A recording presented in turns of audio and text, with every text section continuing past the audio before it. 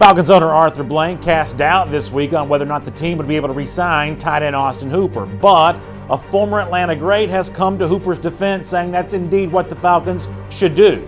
We'll talk about all the details next on AJC Falcons News Now. This is AJC Falcons News Now, sponsored by Miller Lite. Here are your hosts, Brandon Adams and former Atlanta Falcon Chuck Smith. Hello everybody, welcome to AJC Falcons News Now, sponsored by Miller Lite. My name is Brandon Adams, this is the former Atlanta Falcon Chuck Smith. It is Super Bowl weekend, and yet in Miami, the site of the big game, lots of talk involving the Atlanta Falcons, some of that centering around Arthur Blank.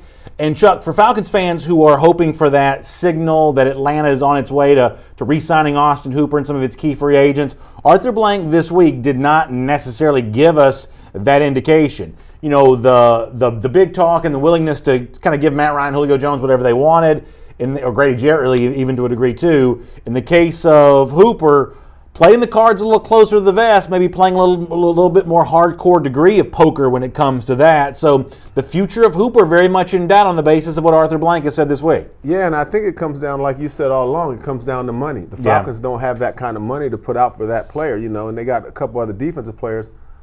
But it kind of surprises me, again, not where you say, hey, we're going to figure it out. I'm not looking for Falcon for life, right? I'm not looking for that. But I am looking for, we're going to be creative because Austin Hooper is a vital part of this offense. But to me, if they don't sign him back and don't figure it out, I think it says a lot about how they feel about Austin Hooper. Yeah, you know, D. Orlando Ledbetter, good story up, AJC.com. You can read the full thing for yourself. But you use the phrase Falcon for life. That's also what D-Led kind of writes about here. I want to read this. This includes a quote from Arthur Blank. D-Led writes, AJC.com, in the past, Blank has tabbed certain players, Matt Ryan, Julio Jones, Grady Jarrett, as Falcons for life. However, D-Led says that Blank did not use that term when asked about tight end Austin Hooper, who said to become a free agent. Let me give you the quote from Arthur Blank here. He says, I spoke with Thomas the other day. All of the players that are free agents that we have, we've been in touch with all their agents. We've had discussions with all their agents. We said that post-Super Bowl we'll lock down on this, end up making serious decisions. That's probably a key phrase there. Serious decisions about a number of these players. We'll see where we end up on that. So not committal when it comes to Austin Hooper. And, you know, Chuck, I've been hopefully clear about this the entire time. The way in which Hooper's being treated here, I think, is a mistake. Now, I think you've got to do your due diligence to make sure that you position yourself the right way in negotiations. Frankly, I think that Blank's been too soft in negotiations with Julio Jones and players in the past. I think he's given up too much leverage in that regard. So if this is posturing, then I'm all for that. But if they really think they can go towards 2020 taking this kind of step back with personnel and expect better results on the field in 2020, which Dan Quinn, you would think, needs to be able to keep his job, I think Atlanta has made a huge mistake here, a huge miscalculation on that part. Frankly, it's hard to understand how this decision, if it is indeed the direction they go, to not re-sign Austin Hooper, how that lives in the same universe of giving Julio Jones a Brinks truck full of money, Matt Ryan a Brinks truck full of money. You're either all in or you're not, and those moves would seem to be, I mean, the Ryan, the Julio thing would seem to be a suggestion that you want to be all in. Well, all in, I believe, also means re-signing Austin Hooper as well. Well, I do too, and it's surprising to me when you develop someone. One of the things that the Falcons have taken pride on is developing their players. They've developed Austin Hooper, and he's a two-time Pro Bowler. Yeah. Let me say that again. He's a two-time Pro Bowler who's young. He's coming into his prime. He's a playmaker on an offense that we've seen for the first 7 games did nothing, and he was still balling. Yeah. So that kind of surprised me a little bit when you look at Austin Hooper, but I'm going to tell you what it says also, and I'm not trying to read too much into this. I'm not sure who the 16th pick is going to be, but if there's a tight end out there, if there's a Kittle, if there's one of those guys out there, could they take a chance on a tight end that early? I don't know who's out there, but to me it says if we let him go, we got to fill this need because the Falcons are going to need a receiving tight end, I believe, for them to have a chance to get to the Super Bowl. Well, one of the things that you bring up there also echoes the sentiment that your former teammate Jamal Anderson expressed on Twitter, a former Falcon great, kind of weighing in on the current situation. Let me show you this from Jam on Twitter, who said that you draft Austin Hooper, see him develop into what he is, then allow him to go. What? 81 outperformed each previous season. I expect him to continue this. I was hard on him. I know how important the position has been to ICE's success. He obviously means Matt Ryan. He's delivered. Find a way, Birds. And that last sentence there from Jamal Anderson, I think is the key one here. If you're Atlanta, you just got to find a way. Salary cap's tight, money's tight, tough decisions coming. Make a tough decision somewhere else. I'm not telling you that I think Austin Hooper's Travis Kelce. I'm not telling you that I think he's George Kittle. I think he's probably in that group underneath those guys in all likelihood. But as Jamal Anderson said there, and as you've said plenty of times on our show, he is instrumental to the offense's success. When Atlanta's offense has done well, he's been in the middle of all that. He makes things easier on Julio Jones, makes things easier on Calvin Ridley. Heaven knows he makes things easier on Matt Ryan. I think this is one that Atlanta's got to swallow hard and find a way to pay. Yeah, and they got to pay, because think about this too. Tony Gonzalez, do you think he came here because we necessarily didn't need a tight end? You needed one. Matt Ryan needed a tight end to me. I'm going to emulate what everybody else is doing. We know it. Listen, the Super Bowl teams got tight ends that are beasts. Yeah. They're options. And to me, Hooper can be that kind of guy. And listen, and think about this now. How many years we got left in Julio?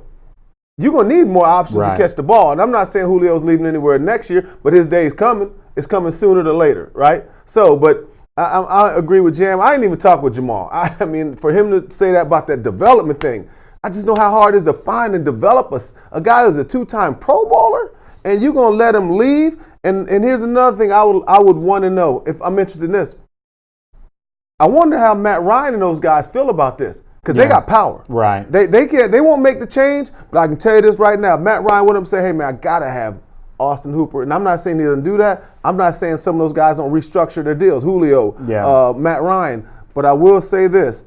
You got to bring this cat back, man. I watched literally every play he played this year. Yeah. I watched every game twice. I watched him block, and I watched him literally, because he was my fantasy guy.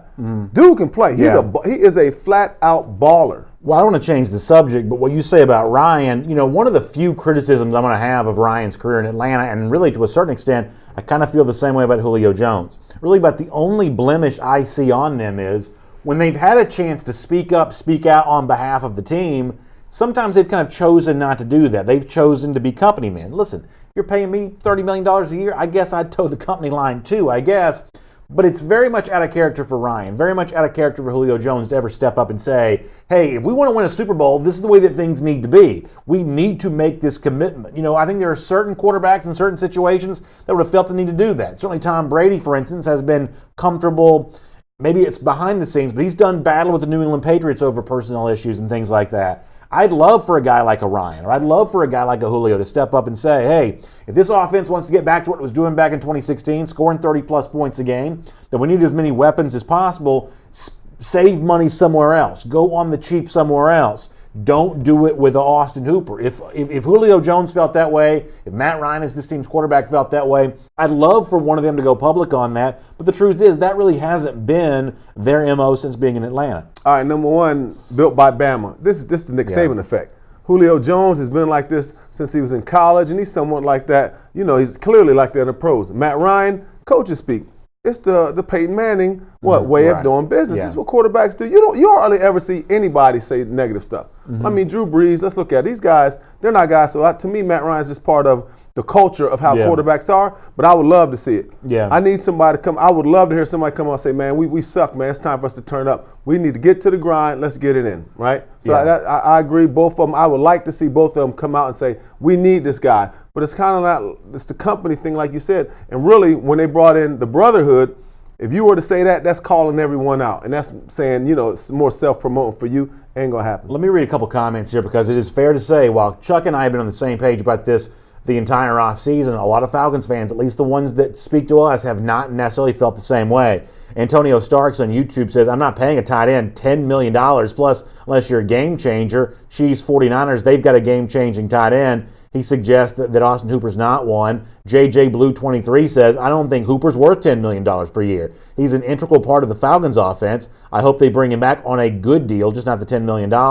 However, on the other side of that, you got Falcons, Hawks, Braves fan extraordinaire on YouTube who says, sign Hoop now. He's ours. We drafted him. We developed him. We should get the benefits of his prime years. Come on, Falcons. And yeah, you can't re-sign every free agent in every situation, But in Hooper's case, given the fact that the huge commitment to Julio, the huge commitment to Matt Ryan, means you're in kind of a win-now mode, that's why I think you need Austin Hooper here if you're in Atlanta.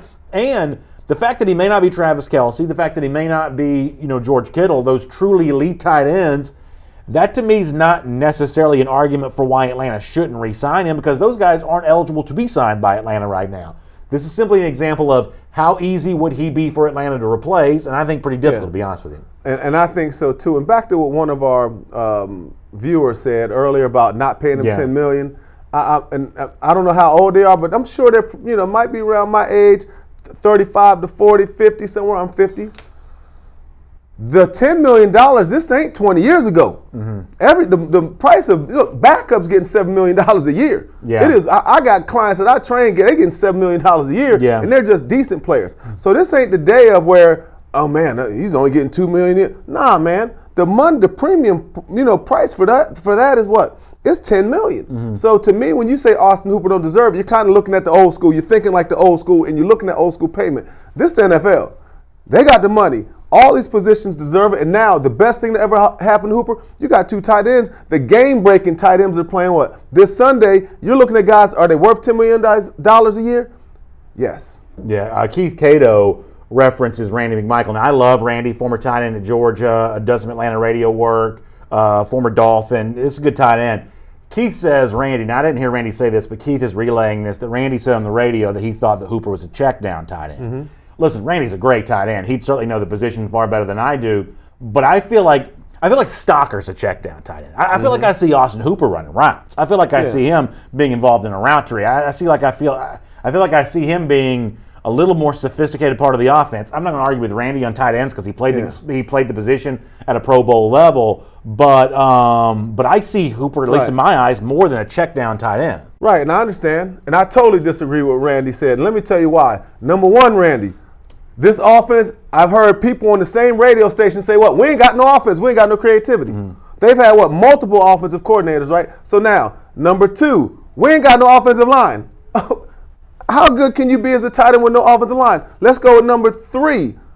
You ain't got no running game. Yeah. So Hooper hadn't had the components to even become the best player he can be. Yeah. And then let's not throw in the defense that you know what I'm saying, that people are running on and controlling the clock. So I just gave you 4 things that kill a guy like Austin Hooper. So it's easy for us to say he's a check down guy, and then we talk about the O-line, we talk about Matt Ryan. It don't make sense. You're contradicting everything you're saying, even Randy. Yeah, let me get some Facebook comments here. Rick Driver says, sign him, save money elsewhere else. That's exactly my opinion, Rick. Adrian Dallas Terrell says, Ryan definitely needs a pay cut. Maybe at some point in time he will restructure.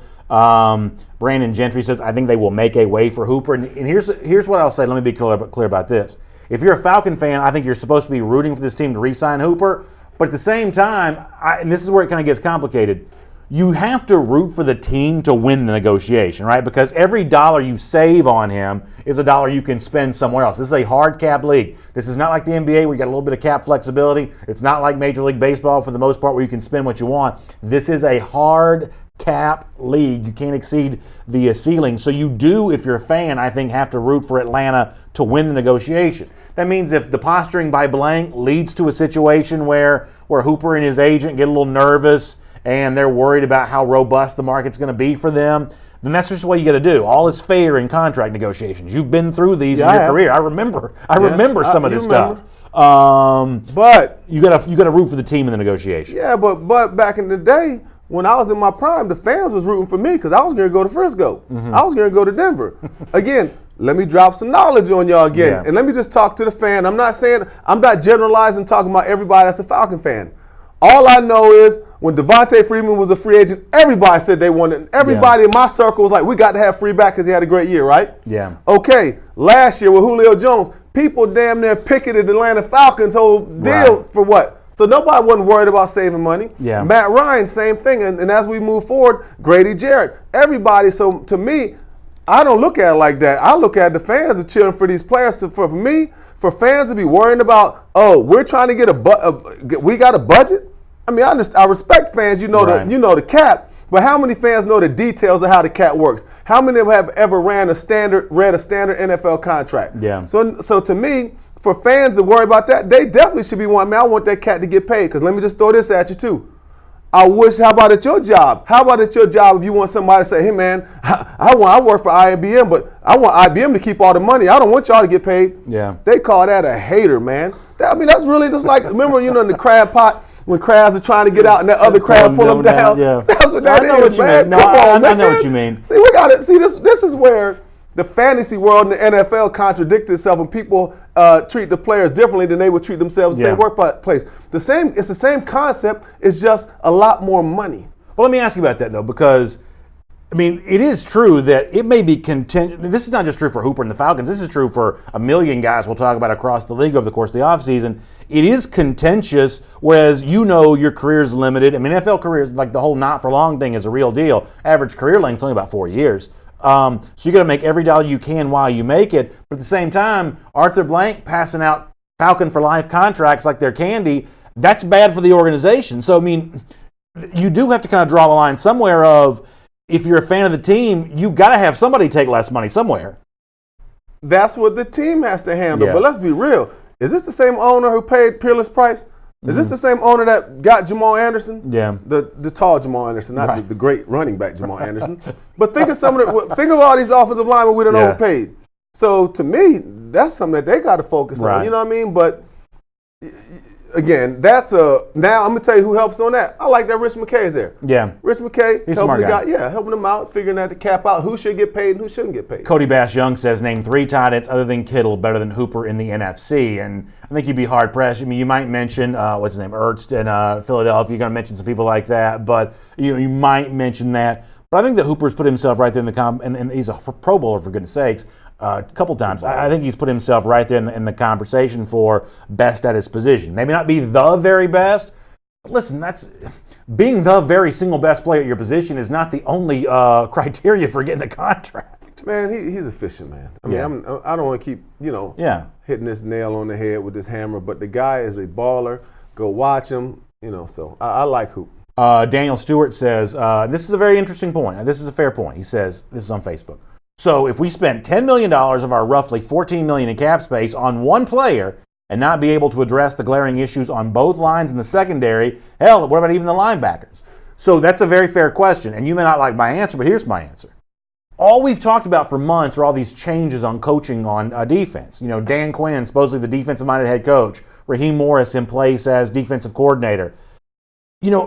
I think there's something to be said for, and we talked about this on Monday's show. If you're the Falcons coaching staff, you're going to take some of those guys on defense. You just got to coach them to make them better. You got to get more out of Sheffield. You got to get more out of Takk McKinley. You got to get more out of some of these guys, and you still have the opportunity to draft players, but you got to get more out of the guys currently on your roster. This is supposedly a defensive-minded coaching staff. Defensive-minded head coach, high-profile defensive coordinator who kind of came over for the offensive side of the ball. It was supposedly a savior on third down in the second half of the season. I'm not mocking Raheem Morris. I'm just saying if Raheem Morris is as good as we were told that he is, then coach somebody up. Get somebody to perform better. Take what has been draft capital expended or spent over the past few years, turn that into some kind of player. You may have to go a little cheaper on defense because the Falcons' offense is, I think, closer to being a little bit better. That was the blueprint for this team in 2016. They were 11-5, scoring 34 points a game. That gives you an idea that this defense wasn't even very good back then. So you want to be better on defense. You want to fill some holes on defense. Take the players that you have, the ones you have under contract. Let Raheem Morris and Dan Quinn coach this group up. So I asked the question, do the Falcons have a better chance to get to the Super Bowl with a powerful offense or a dominant defense right now? Powerful offense. Powerful offense, right? I think so. You understand what I'm saying? And that's the defensive guy saying that. Yeah, so I understand. So right now, that's the Falcons' calling card. But what you said is you hit a home run. We know the Falcons need to get better on defense. But dang, they've been drafting for years. You got 2 defensive ends that are first rounders. You got a dominant guy. Here's the crazy part about it. The guy in the middle who's the best player on the defense was a 4th, 5th rounder. Right. So they found that guy, but now you got Oliver. We know struggle with tackling. You got Desmond Trufant. You got Deion Jones. You got all these guys, you know what I'm saying? Jack Crawford, you brought in. Okay, but to me, it's exactly what you said. Players got the ball. They got to get coached up. We got enough first rounders and guys on the defense. You can never have enough, but what has happened is the guys that we projected to be these dominant players ain't doing it. Right. So it's like we're having to backtrack a little bit now on what we thought was going to be what. Because last year, the year before that, remember they were better defense, and the year after they got Marquand Manuel. So, but what you're saying is so true, man. Let me get Peter Pickett, then we'll change the subject and do something different. He says, I think we just need to let Campbell go and solely focus on getting Hooper's deal done and try to get some sort of deal in the draft to compensate Hooper's deal. I sort of agree with Peter on this, because the one thing you can't do in a show like this is sit here and say, you got to sign this guy, you got to sign that guy, you got to sign everybody. You can't do that. You're going to have to say goodbye. If you think about like the 15 highest paid players in this team right now, you're going to have to get rid of a few of those guys to make all of this work. And unfortunately, the free agent that, I'm not saying I would willingly push him out the door, but the free agent that if I was Atlanta, I would certainly be okay with parting ways with would be your leading tackle, Devondre Campbell. I view him as more expendable than I view Austin Hooper as right now. See, now, what about Devontae Freeman? I don't know where his I would also add him that too. You know what I'm saying? Yeah. See, I don't know what they gain after that, because I don't know the intricacies of what his deal was set up like, right? Yeah. But again, the guy, we can fill that need. There's a crazy amount of running backs out there. You find them, right outside your house. They're everywhere. Yeah. You know what I mean? Little jitterbugs that can run. So I agree with you. I would say Devondre Campbell, sorry, no room. I'd say to Devontae Freeman, sorry, because this Falcons running game is not just broken anyway. I mean, they have to address the running game, I believe, in the draft in a big, big way, because that's the next thing I do is I'm going to re-sign my tight end, but I'm also going to look for a high-profile running back with one of my top 55 picks here, my 3 picks in the top 55, and we'll get more to the draft in a moment. Yeah.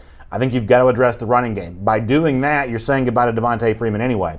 So those are the 2 big names I'd be okay with. Not pushing out the door, at least in Devondre Campbell's case, but willing to part ways with. Campbell, Devontae Freeman. The one veteran that I'm going to kind of fight you on a little bit in terms of who I think they need to keep, it's Mack at center. I think that given the uncertainty around the offensive line, opening up another spot to be replaced, I think would throw that entire thing out of balance. So I'd try to find a way to keep Mack. I would forego the chance to re-sign Devondre Campbell, and I would cut Devontae Freeman. Yeah, he's a leader. Mack, I agree with you on that. I mean, there's nothing you can do about that. He's a leader. He's solid, one of the best in the league. You got to keep him. Got to keep him. All right, let's do this. It's AJC Falcons News now, sponsored by Miller Lite. Miller Lite is the official beer of the Atlanta Falcons. You're getting together with some family and friends for the big game here on Sunday. Miller Lite, a great choice for that. It tastes great, and it's just 96 calories. That's Chuck Smith. My name is Brandon Adams. Got a lot more of your comments coming on both Facebook and YouTube. Let's talk some draft here just for a moment. And we've been kind of in that thing where all the mock drafts we've seen, first one from, was it Daniel Jeremiah, NFL.com, first one from Mel Kiper, all had Atlanta taking AJC, the pass rusher out of Iowa. You and I are both kind of the same way on this of, is there a more exciting name out there than a Hawkeye? I don't exactly look to Ames, or I should say Iowa City, Iowa, for my fast, twitchy pass rusher types. Was there a better name out there than that? Is it a fair characterization of your opinion on AJ Epinesa? I don't like AJ. I mean, I don't know him personally, but I don't like from a football standpoint. And let me just talk about mine comes down to how he will be played. When I heard he's a good inside-out guy, he's going to be moving inside to tackle on third downs. No. We need a raw, off-the-edge speed rusher that will flush guys up, and Grady will probably add 5 more 6 sacks. I need an edge guy. I don't need a guy where he's Justin Tuck. If you're old school member, Justin Tuck will play some end, go great inside. Giant, You know what I mean? So those kind of things. But I would like, at that position, who's the best safety? Because this is a safety cornerback. This is a huge cornerback safety draft with multiple players. Or again, I'm going with the best available inside guy. And this is what I'm banking on now. I'm banking on Tack McKinley being better. I'm banking on Comiskey stepping up, right? I'm banking on Deidre Sanat to dress out in more than one game. But think of all them names. Those are third rounders, first rounder, and I'm assuming Vic Beasley won't be here. But I mean, a lot of this to me, it's either tack or die. That's our edge guy. So let me give you 3 names that are new names here. I'm going to save what I think is the best one for last. These are all mock drafts that are out there. Let me go to NFL.com first. Lance Zierlein gives Atlanta, by the way, you see where Atlanta picks, 16th overall, 1 spot past the Denver Broncos and just ahead of the Dallas Cowboys. Atlanta, best record of this, I should say toughest strength of schedule of the 7 and 9 teams. That's why Atlanta fell as far as it did in the draft pecking order. But Lance Zierlein of NFL.com has Atlanta taking Zach Bowen out of Wisconsin, who I don't really know that much about, but apparently a little bit of a 4-3 outside linebacker who can also be an edge rusher on third down a little bit. I seen that guy. You can do with that what you will. To me, a Wisconsin pass rusher, but the same as a Iowa pass rusher, but nonetheless. Bucky Brooks, a little bit more interesting, also at NFL.com. He's got Atlanta taking Clavon Chesson, the pass rusher out of LSU. Oh, yeah. When I think of Chesson, I think of a guy that was a little up and down. Now, for edge rushers, the kind of inconsistent up and down, uneven performances is a fairly common thing. Did you see enough of Chesson out of LSU to make a statement about him one way or another? Well, I like him. I think the kid hits the corner well. He's got good edge speed. He had a huge year this year, but I'm coming back to this. If you get him, he's a 3-4 backer to me. Mm-hmm. I mean, you know what I'm saying? He has not put, I don't believe he That's can a put good point, actually. I don't believe he can put his hand in the dirt. That's a really good point. My thing is, for the Falcons, I need somebody to play that C-gap. Yeah. I need somebody to play inside that tight end. That's the defensive end that can strike blocks, hold the point of attack, instead of having to put him out in the wide 9. But Chasing more to me is a 3-4 guy. So let me give you my last one here. But I do like him as a pass rusher. He's a great pass rusher. Let me give you my last one. This comes from SB Nation. The guy who writes this, his name's Dan Cater. I've never heard of him. I don't know how much he knows. But if you're a Falcon fan, I think if he could be right about this changes everything. At number 16 overall, this SB Nation mock draft dude has got Atlanta taking Javon Kinlaw of South Carolina. Big, beefy, interior defensive lineman. I don't think Kinlaw's on the board then. I'm not sure I think it's going to take him. I just think I've seen Kinlaw's stock really rising as of late. What the guy writes about Kinlaw here, this is SBNation.com. Odds are Falcons have traveled the short 200 miles on Interstate 20 from Atlanta to Columbia and know everything about Kinlaw. Strong Senior Bowl week. The Falcons will be fortunate to land Kinlaw at 16. That's really the word for me. You'd be lucky to even have him available to be picked. He says, while people have said for years the Falcons need to get pressure from the edge, Kinlaw can help do it up the middle. And you can explain this about anybody. Yeah. We had Jesse Tuckle sitting here in place of you a couple of weeks ago. Mm-hmm. His son, Grady Jarrett, I asked him, I said, how'd you think your son, Grady, would like to be able to line up next to a big, beefy guy like this? And anybody who makes their money, getting off of blocks and getting to a quarterback just knows the job is made easier when this other guy is in the interior, that he just occupies a lot of space. He occupies a lot of blockers. This, to me, is football in its simplest sense, that the big body here makes it tough on the opposing offense. I don't think they get a chance to draft Kinlaw. I could not say no to him if he was there, though. If they're going to get Kinlaw, what I see is I think they're going to have to get there at, say, number 10. If he's there at 10, 11, they might have to trade up somebody up there and try to move up to try to get this kid. But I think he could be gone. But let me just tell you something that you talked about with Grady. Man, there's nothing like having someone else in there that absolutely can wreak havoc. And that would add another playmaker to this defensive line. I really believe you need 3 great defensive linemen to have a dominant pass rush and a dominant front. Yeah. So I'm putting a lot of belief in Tack McKinley. Because he has to. To me, I know we haven't seen what we want, but at some point, he can develop. I've been in that situation. I've seen lots of guys in that situation. You know what I mean? So when guys come out like a Vic Beasley, 2 years, 16 sacks, that's so rare. But a lot of times it takes time for guys to develop. I'm trusting on Vic. You throwing Kinlaw, you got Grady. Now we're talking. Let me give you a little context here. I mentioned Lance Zierlein, NFL.com. He's got Kinlaw going number 9 overall. To who? I think it's Jacksonville at 9. Jayville. Let me see if I can. Good pick. I was going to try to see if I get a couple more of these. But basically, most of these NFL.com deals are going to have him going before that number 16 pick. But I think it'd be good for Atlanta. And for those of you who say that I'm too offensive-minded during this offseason, if you can get a game-changing defensive player like that, number 16 overall, all of a sudden you don't need a bunch of free agent dollars. At that point in time, I think you've made other players on this team better by the presence of that. The problem is I think there's only a small handful of truly game-changing players you can get at 16. Your Derek Browns are gone by then. Your Jeffrey Okudas are gone by then. I think Kinlaw is probably going to be gone by then. I mean, there are a few really, we use the phrase game wrecker. There are a few game-wrecking players you might be able to get in this draft. They're just less of them at 16 than there are at other spots. Yeah, you want someone that's very disruptive. Derek Brown, and Derek's a bigger 2-gap type of guy. He can hold the point, but it's just so interesting that we're talking about these different guys and we're talking about offense and all those different things. But when you think of the best team right now, defensive team in the league, you think of the San Francisco 49ers. You do. So here's the question I pose to our viewers. who's been more important to the San Francisco transition? The first rounders on defense or the second round pick at quarterback, Garoppolo, that they got from New England? It's boasting those guys on defense, right? No question. Yeah. That's the reason why they're there. They're giving, basically they're allowing San Fran to be able to run the ball. Garoppolo he's a true game manager. You know, he can make some plays. I think he's better than people give him credit for, but why does he have to do that? So it saves him. They know they got a defense. They don't have to take a lot of chances.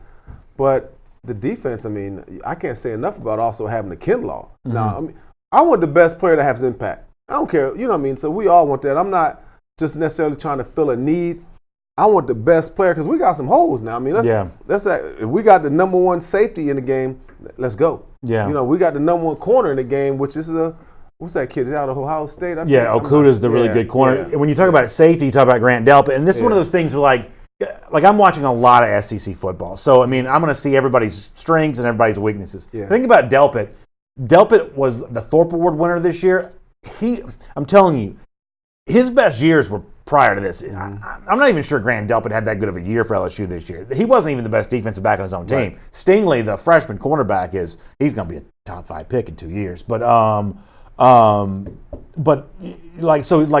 if he were to be there for you at 16, I'm not sure he had the great final season at LSU that makes a guy like that someone you'd feel great about taking a chance on. I tell you, I'm great on taking a chance on one of your boys.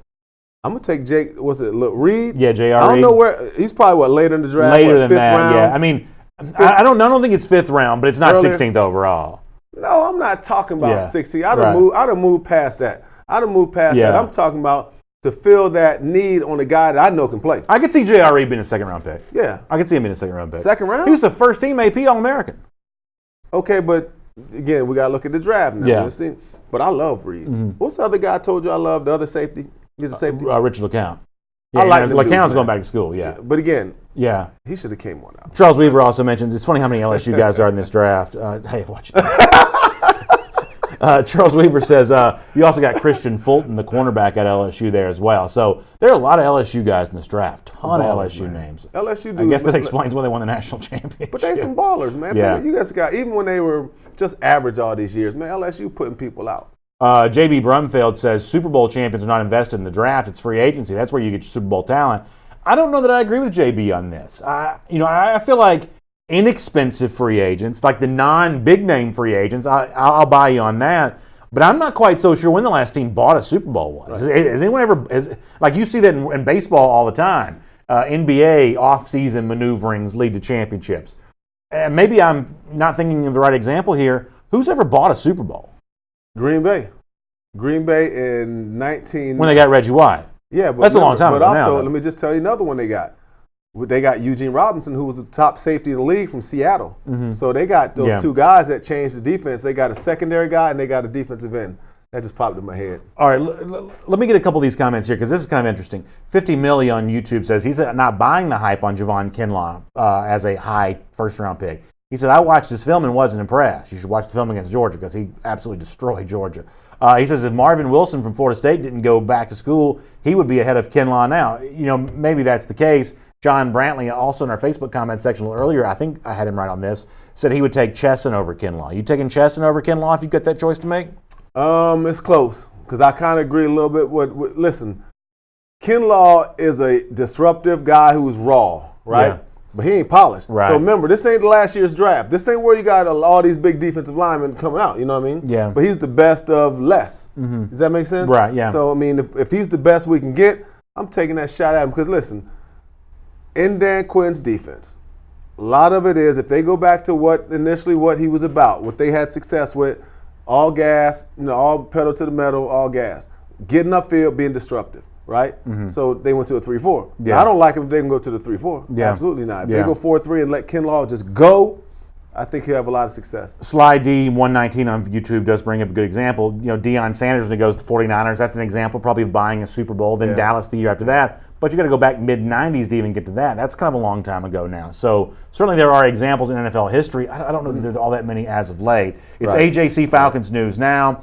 We'll take a lot more of your comments in the draft and everything else. Chuck Smith, my name's Brandon Adams. And by the way, as we head towards the draft, one of the best ways to stay up to date about what's happening with your Atlanta Falcons is by becoming an AJC subscriber. Now, when you go to the website, subscribe.ajc.com/Falcons Falcons News Now, you have a variety of subscription options to choose from. No matter what you choose, you get the daily e-paper sent right there to your device, or you can get Sunday home delivery, or you can get 7-day home delivery. Lots of different ways to be an AJC subscriber.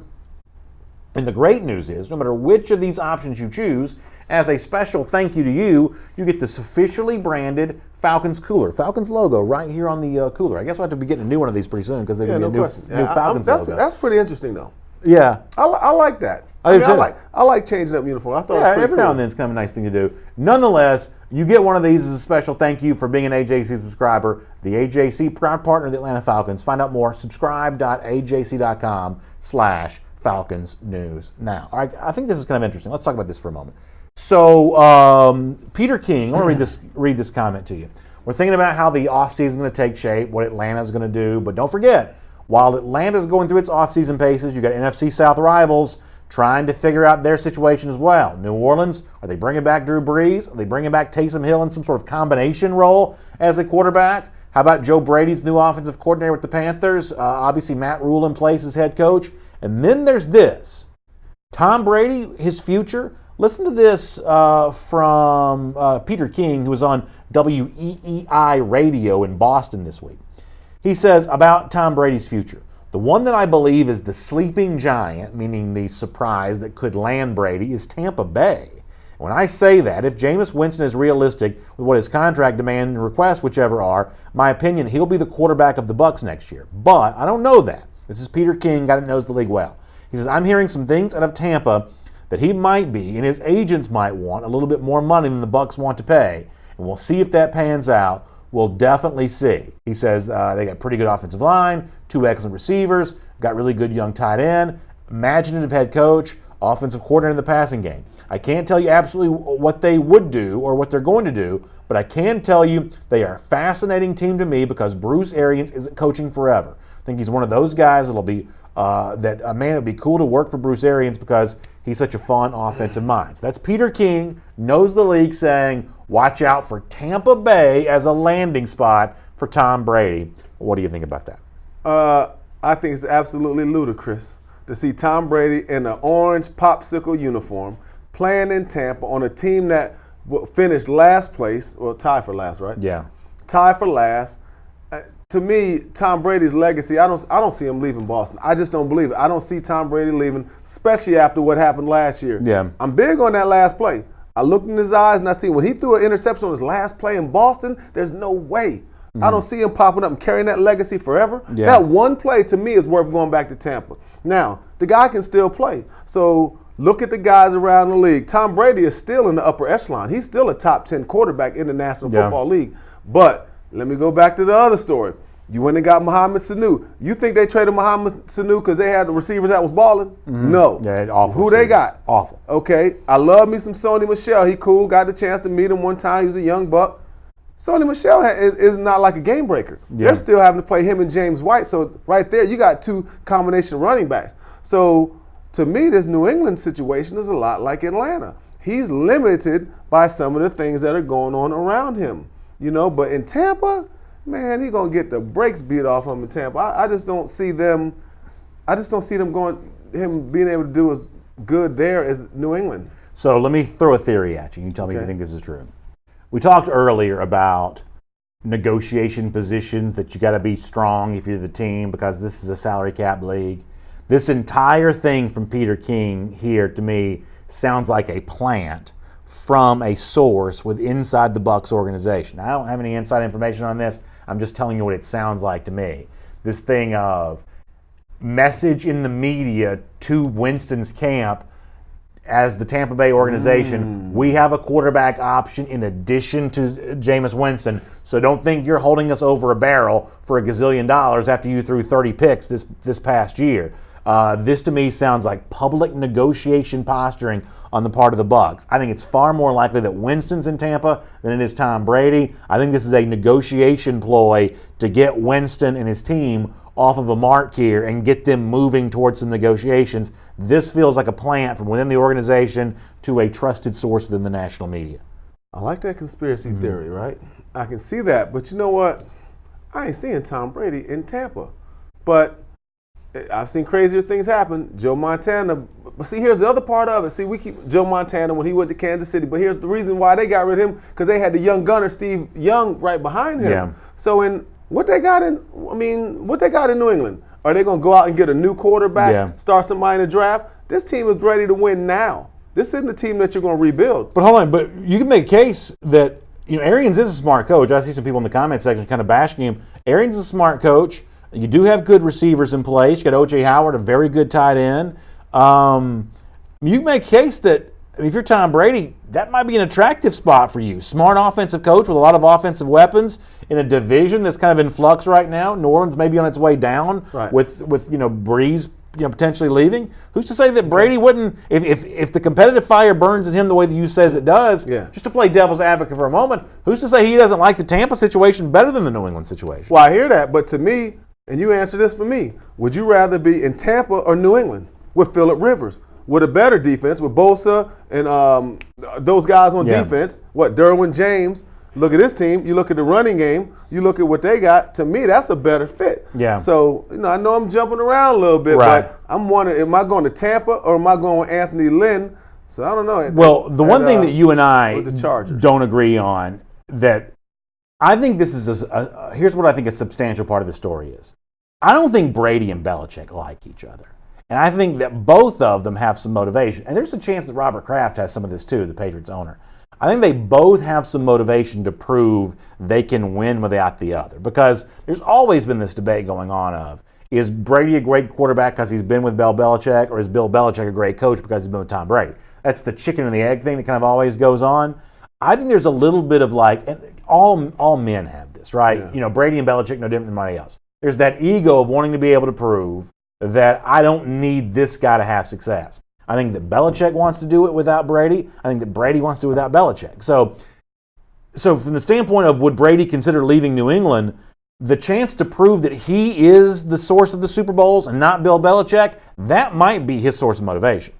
Well, you tell me how that worked for Michael Jordan and Phil Jackson. That's true. Next thing I know, Michael Jordan and what the Washington Wizards look at a hot mess, look like one of the Harlem Globetrotters. No, you're right about that. Again, so to me, that's kind of overblown. When it's legacy and money on the line, players. Listen, Tom Brady is who he is. Bill Belichick is who he is. To me, they're connected. To me, and I think they know, unless it's just mortal hate now. There's some stuff like that. But didn't they say Terry Bradshaw didn't like his coach? What's his name? Chuck Noll. Have you heard that before? I did not. That's interesting to hear. I think I heard it right. I could be wrong. You can fact check me. I could be wrong. But at least I'm telling y'all to fact check me, so I'm not acting like I know everything about it. All right, let me do one more on this, then we'll get some comments. You got to face him twice next year. Who'd you rather face, Brady or Winston? Brady. You'd rather face Brady?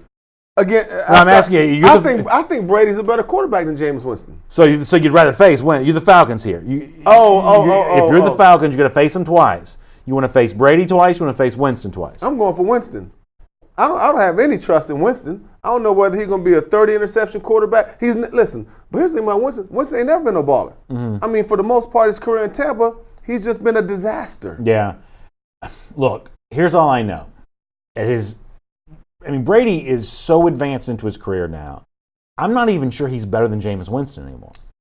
You tripping? I'm not.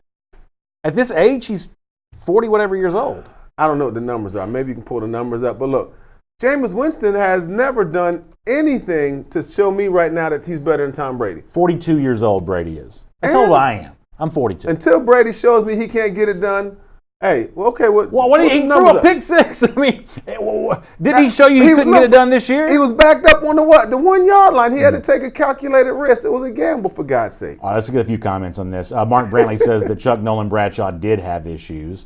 Bobby Ross, I'm assuming not the national championship winning coach, says if Brady wanted to prove that then he should have done it 5 years ago. That might be the case. Rusty Moore Jr. says maybe the Falcons should just tank for Trevor Lawrence. Maybe that's the case there either. Maybe that's the case too. Ayana FP says he thinks that Brady will stay in the AFC. That he's an AFC guy. Says can't see him with the Sucks, which is kind of a take on the Bucks name. Nikki 2K says, which I always like that name. Says, what about Brady to the Chargers? We've certainly heard a good bit about that. That's kind of a hometown return. I just said that. Yeah. I like him with the Chargers. Only problem with the Chargers is Anthony Lynn. He's on the hot seat right now as the head coach. Debo Williams says Winston always thrashes the Falcons. Didn't do that though in December. Didn't have quite as good a game then. Everybody thrashed the Falcons. Yeah, especially in the first half. So good comments continue to roll in here. Let me get a couple more, and then I want to ask you about maybe not the happiest subject here with the Super Bowl being in Miami here this week. Zay Lipscomb says, do you see the Falcons moving up with those second-round picks to get Kinlaw, our top defensive back? That's the one thing I don't think you can do. Now, I wish the Falcons were drafting a higher position, but I told you all that when the Falcons were winning those games in the second half. This is a draft pick. One day you're going to want to have. If you wanted that draft pick, then you should have arrested some guys in December. At this point in time now, I just don't think you can't trade anything to move up because you need too many players. You just need too many players. I agree. I'm looking at two starters in those first two rounds, and the third rounder I'm looking at as a situational player. You got to keep building through the draft. I like where we are. Mm-hmm. Peter Pickett says, remember we still have KZ at safety. And that's one of those guys that we talked before about. I want to see Atlanta's defensive coaches take some of these guys, just make them into better players. Take a marginal starter and turn him into a solid starter. Take a solid starter, turning him to a good player, sort of a marginal Pro Bowl player. You're right what you're saying. Yeah, move everybody else up a level. All of a sudden, you've changed your defense at that point. Coach them up. Yeah, that's what I'd like to see. All right, it's AJC Falcons News Now, sponsored by Miller Lite. I'm going to give some credit to, we mentioned Atlanta Radio a little earlier. I'm going to give credit to Sandra Golden, who does 680 The Fan in Atlanta, for tweeting this out this week, something I did not know. Super Bowl is back in Miami, and it kind of, for the Falcons fans, unfortunately, a reminder of great season, bad ending with Atlanta and Miami. Obviously, the famous arrest of Eugene Robinson, terrific player for the Falcons that season, the night before the Super Bowl. He gets arrested for soliciting prostitution there on Biscayne Boulevard. Now, what Sandra tweeted out this week, which I just wasn't aware of, is a New York Times story from 1999. Now, in this story, there are a couple things that come to light. One of those things is that apparently Eugene Robinson may not have been the only player who was kind of involved in what went on that week. Let me read one Falcon starter quoted by Mike Freeman. I'm assuming this is the same Mike Freeman you still see on Twitter now talking about the NFL. From the New York Times after the Super Bowl that year, 98 season, January of 1999. Here's what a Falcon starter said about that time with Robinson. Guys had been going there all week. This is Biscayne Boulevard where Robinson got arrested, for those of you who can remember. It's just that Eugene was the only one who got caught. You obviously played in this game. Mm-hmm. You were around all of this. Were more Falcons other than Eugene Robinson soliciting prostitution on Biscayne Boulevard the week of the Super Bowl? I don't know what they were doing at the end of the day because everybody has their own agenda. Everybody, do their own thing. But what I will say, nobody put their name on it, right? Yeah, it's an anonymous source. Yeah, to me it comes out, that's more sensationalism, but taking advantage of a story that, that was a huge story that, you can't miss when you talk about it. And to be clear, this is all from 1999 when it happened. Yeah, thanks for clearing that up. Yeah, this is from the... I was telling Chuck about this before the show, and he's like, wait, damn. why do people bring this back up now? No, this is from 1999. This is a New York Times story from 1999. Yeah, so, but here's what I'll say is this. Players from both teams, go down there and hang out the week of the Super Bowl. Yeah. It is what it is, man. Guys go down there. There are hundreds of NFL players that come because it's basically an NFL convention for players is the Super Bowl. Now, let me just make an example about this. Everyday people do that, and we see them all the time on what? On, on your, like people cops and things like that. On cops and all that. So what's that thing you get at the convenience store, the Busted magazine? Yeah. So I'm not justifying what happened with Eugene. Turn to the side. You know what I'm talking about. I know what you're saying. So I'm not justifying what Eugene did, but here's what I want to say is this. If you think that other teams that have played in the Super Bowl ain't got guys down there that's doing what Eugene did, you're kidding yourself. Okay. All right, number two, Warren Sapp.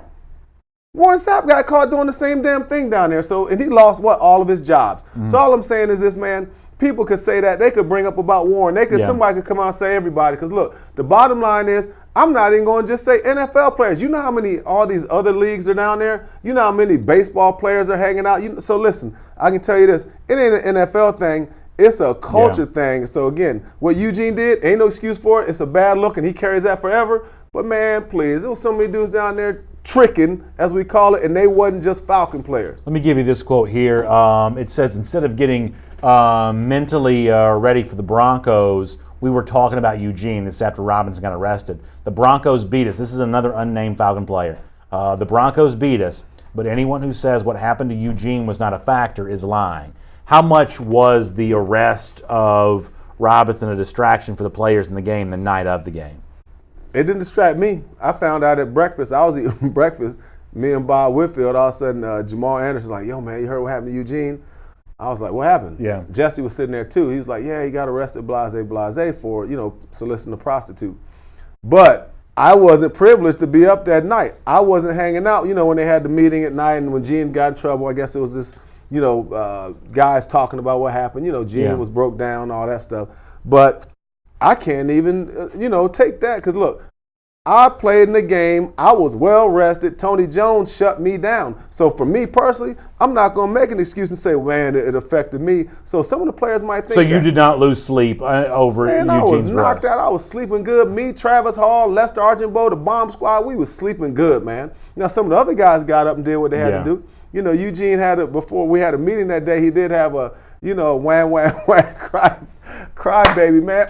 Get up out of here with all that, man. Let's go. Slap you. Go sit down and ball out with us. But, it just became a big story. And I totally understand how the Falcon fans feel. I feel the same way. Very disappointing on a great year. But they talk about it here. But, Eugene's got to carry it for life. Last thing from this story, and like I said, this is all kind of new to me, even though it happened a million years ago.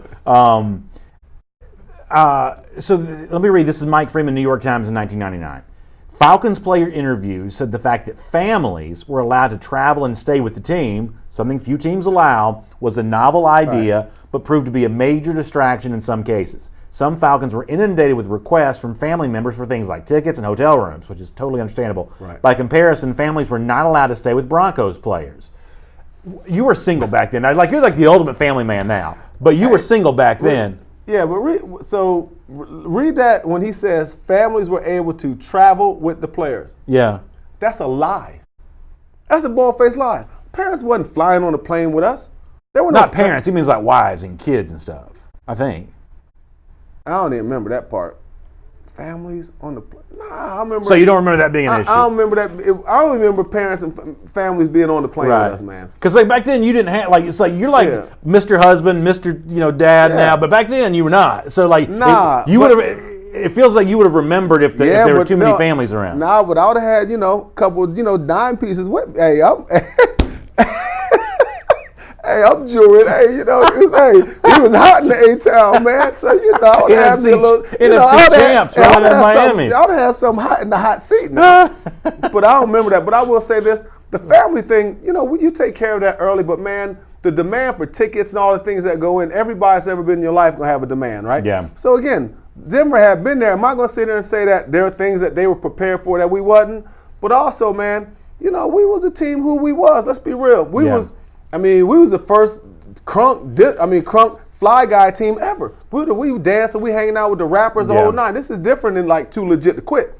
We rolling out with Diddy, man. We hanging out with Jay-Z. Look, man, we was basically the first HBCU NFL team. Man, we was kicking it. We was balling, kicking it like that, wearing jewelry. This is Atlanta. So we the first team to represent Atlanta in the South. We was the epicenter of the development of what this city had become. This is 99, man. This is hip-hop culture. This is LaFace. This is Dallas Austin. This is Goody Mob.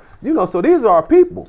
You know what I'm saying? So, hell yeah, we was kicking it, man. From the standpoint of not me, but a lot of guys kicked it, and that's just how it goes, man. So, as a fan, my memory of this is more good than bad. In other words, I was in the Georgia Dome for the 98 divisional round game where you guys beat San Francisco. Niners.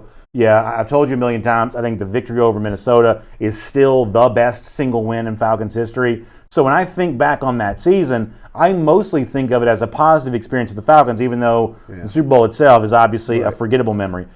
For you, when you think about the 98 season, is it more good or is it more of we had a chance to win a Super Bowl and didn't? Oh, man, I talked to you guys and talked about Mike earlier. I'd rather get to the Super Bowl 3 times and lose than never got there one time. Yeah. The experience was absolutely incredible. We brought parity to the NFL. Until we did it, it was Dallas, Frisco, Green Bay, right? So we brought parity there, man. It was awesome. The fans, me especially being from Athens, it's an incredible, awesome memory. When I think about the Super Bowl, I never think about that. Actually, I think about plays. I think about, I just think about all the good stuff. I think about being on South Beach, my family being there. You know what I mean? All the cool things we got to do. So it was such an incredible experience. I mean, I literally, for real, I never think of no negative. Like, I was listening to Hugh Douglas on a local radio station. He was saying, man, you know, going to the Super Bowl, man, you know, I always think around this time, man, me and some of the guys talking, we'd be like, man, dang, that could have been us. He lost to the he lost to the Patriots as a member of the Philadelphia Eagles. And I don't see it like that. I don't see it like that. And how I see it is, man, we got there, we got a chance to compete. We were one of the best teams. You know, we're 14-2, and I don't look at it like this. Now, I will say this: there's only a few times where I do kind of be like, man, you got me. Like if I ran into John Elway one time. I was in Denver working with Von Miller. John was doing the treadmill. Yeah. He had his ring on. John was like, yeah, remember this, Chuck? I was like, yeah, man. I remember that. I said, man, you got my ring, fool. You know, so we was laughing out Tony Jones. You know what I mean? Sterling. You know, Sterling Sharp. We'll make jokes like that. But I'm not. It doesn't care. I don't be tripping over that. It was just a great experience. Crazy about the 1998 year is you guys were 14-2. The team you beat, Minnesota, in the NFC Championship was 15-1. Yeah. I think Denver. Now, y'all correct me if I'm wrong on this. I think they ended up going 13-3. Yeah. But they were like undefeated for a long stretch of the season. Good. Yeah. So my point is, this is a back-to-back Super Bowl winner. No one's apologizing for having lost to John Elway and the Denver Broncos. Right. That's a good team. By comparison, the New England team that beat Atlanta in 2016 is not that kind of team. Y'all lost to a team that was among the best teams in the 90s. The New England team that beat Atlanta is not that kind of team. And that's the thing. I mean, that's the frustrating thing about the Eugene Robinson thing, even for Denver. Yeah. Man, you talking about one of the greatest teams of all time with multiple Hall of Fame. Just on their offense, I was going against 3 Hall of Famers. There were Slayer to get in? Slayer's not a Hall of Famer. He's on the ballot. Right, Slayer, Tony Jones are on the ballot. These are 2 offensive linemen. You know what I mean? So when you look what they got, that's the disappointing part from Denver. I'm like, when people talk about that same thing about Eugene, were you prepared? I'm like, dudes, we play against one of the greatest offenses of all time. Yeah. So no matter if Eugene was fresh, the way their scheme was set up, they got McCaffrey one-on-one with Hammer Time. I love me some Jesse, but he had to play against McCaffrey the whole game so early on. Right. So Shannon Sharp got hurt in that game. They used McCaffrey as a number 3, was perfect for him. So he was a third receiver, which the middle backer always covers. You know, so. But then, look, we had chances to score, man, on the goal line. Guys who missed the block. Jamal missed the block early. Got Chris Chandler almost got his head smashed. We had touchdowns or missed Morton. So everything on that, man. Morton missed kicks. It was literally one of those days that didn't go our way. Let me transition to this. Our buddy Michael, our producer, just passed this to me. New quote from Kyle Shanahan on what happened in the blown Super Bowl for the Falcons a couple of years ago, saying this from the Palm Beach Post. I wish I could say there was some easy answer that I would have fixed us not blowing that lead. I go back and I'm hard on myself on everything. I know the plays I wish I had called differently. What's interesting to me about this quote from Shanahan on this is, to me, this is very different than the things that he's been mostly saying over the last couple of weeks, where he's essentially deflected every time asked about this, made it seem like he hasn't lost a minute's worth of sleep on the biggest choke job in the history of professional football. You know, it's a dark cloud that hangs over Atlanta. He thinks he escapes it because he's the head coach of the San Francisco 49ers. It's that lack of willingness to take responsibility. Now, admittedly, this is a little bit more of an example of maybe taking some responsibility, but the lack of willingness to take responsibility that Shanahan has kind of been showing the entire time here, it's one of the reasons why a lot of the Falcons fans I've talked to will root for Kansas City until they're hoarse. They do not want San Francisco to win this game. Arthur Blank said he's rooting for Shanahan. I don't believe that. I mean, he said that. I heard him say that, but I don't believe that. I don't see how you could. I mean, you know, I just don't see how you could. I mean, listen, and you know how good of a coach I think Shanahan is. Yeah. But in this particular instance, I think Falcons fans have a right to be upset with him. And I agree, Falcon fans do. But if San Francisco wins, that 28-3 is gone for him. It's over. He ain't got to deal with it no more. That's so true. And You're so right about that. Know what it sets up? It almost sets up where, okay, wow, the better coach might have been in San Fran. Yeah. It sets up all kind of, listen, you talking about sports talk radio, and you talking about what we're doing and on YouTube and everybody on Facebook checking in on this Falcon show. I mean, it's going to be something that comes up so much. If Shanahan wins, to me, that makes it even worse what happened with the 28-3 because he's gone. Literally the guy who's the culprit in all this for the most part is the guy who gets out of it. Let me get a couple quick comments. Mark Brantley says, when I think about the 1998 team, I think about my 15 months old standing in front of the TV doing the Dirty Bird with myself, Dan Reeves, after that Minnesota game. Thanks, Chuck. And I think that Mark really reflects that It was such. Thank you. It was such an unlike Atlanta moment to go to the Metrodome, which back then was as tough a stadium as you could play in. Get that win in that spot right there. I'm glad to hear Mark say that because I think for so many people, that's really the memory that you'll have. Good stuff. No, it is good stuff, man. That was a crazy game. Deborah McLaughlin says to Kyle Shanahan, thank you for the apology, basically saying it's about time he owns up on some of that kind of stuff. Victor Brandon also says not cheering for Shanahan in the game still, and I totally understand that. Let me transition to a more serious topic as we get ready to kind of wrap things up here in a bit. NFL sad news this week is Chris Doleman passed away. Doleman did play here in Atlanta, was a Pro Bowl in Atlanta in 1995, became a Hall of Famer, though, really for his work in the Minnesota Vikings. Just a terrific, terrific player. Falcons did honor him on Twitter this week. This is not part of this story, but man, that red uniform is beautiful. But Doleman, talk about playing the game the right way and really putting together 8-time Pro Bowler, Hall of Famer, someone like you. I'm sure you must have tremendous respect for Doleman. Yeah, I do, man. I always loved Chris Doleman. When we were in college, me and a buddy of mine, Todd Kelly, we always dreamed that we could get a beard like Doleman. Oh, that's nice. Because Dole always had that beard looking crispy clean and wore his sleeves, had the first guy to really wear the smaller shoulder pads. I've always loved Chris Doleman. I remember he came out of Pitt also. Mm-hmm. But a lot of good players coming out of that Pitt program for a while. You ain't lying. A lot of good Green, players. some of those guys. But as far as Chris Doleman, I always remember when he was brought in by the Falcons, it was major that I get the chance to be around. Yeah. He was really, I idolized this cat, really, seriously. Him and LT, those were my guys. So Chris came, when they signed Chris, free agent, he came in the locker room, he carried a briefcase. Oh, wow. Like, he was professional. And in his briefcase, he opened up his briefcase, he had a book. It must have been, 300 pages, right, of white sheets, right? And every sheet, he had every tackle he had ever won against. Really? He wrote notes on. That's what he said, Chuck, this is a business, man. I approach this like a business. So he was an incredible player. He was very conscious of social stuff. And let me just tell you this, and this is something that the league is, and something that I'm really against, the African-American guys that are in the league that always use the N-word. Sure. Right? Sure. Chris Doleman, I remember being in the locker room and all these guys were saying, what up, man, what up, because back then this is when it kind of started, that word of it, that term of endearment, which is absolutely terrible. He was like, what? I can't believe you guys. I can't believe you guys are saying that, man. That's so disrespectful to our ancestors. This was in 1994. That's how he changed in our locker room. And then I got a chance to watch him. I got a chance to learn pass rush from Chris. I got to see a lot, and I got to be his friend afterwards because we all lived in the same neighborhood area, in the Sugarloaf area. Okay. I mean, Chris is an awesome guy, man. I mean, you talking about pass rusher, though? Yeah. Woo, you can't be more polished. He got 150 sacks. Yeah. And you know what? A lot of people don't even know who he really is. He's special, man. But he wasn't the guy that was trying to be in the public eye. But Dole was a beast. I mean, I'm just telling you, man. He was a beast, but a really good dude, tough.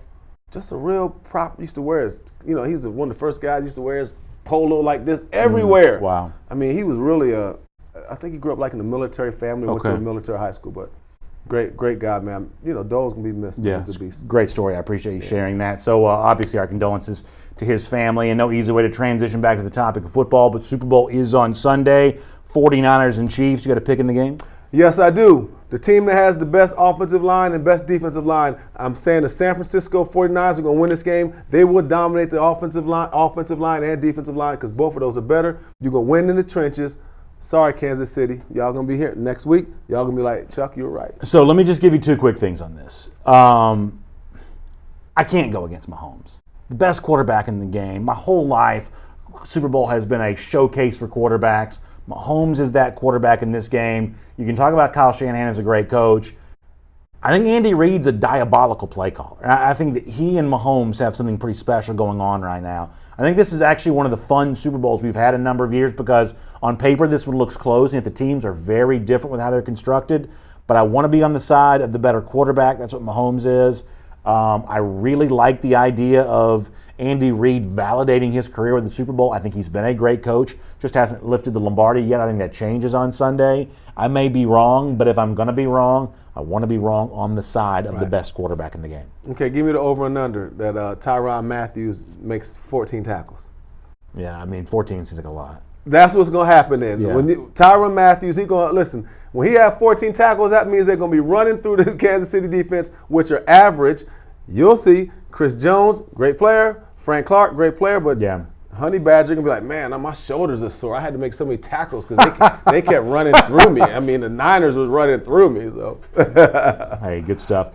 Enjoy the game, everybody. No matter how you get together to watch it, hope you have a great time. Appreciate Miller Lite bringing AJC Falcons News Now to you here today. The official beer of the Atlanta Falcons. Tastes great. It's just 96 calories. We'll be back here on Monday to recap the game and see what's next for the Falcons. That's when Arthur Blank said a lot of this stuff that started happening post Super Bowl. So we'll be here to cover it for you. AJC Falcons News Now, sponsored by Miller Lite. Enjoy the game. We'll talk to you on Monday, everybody.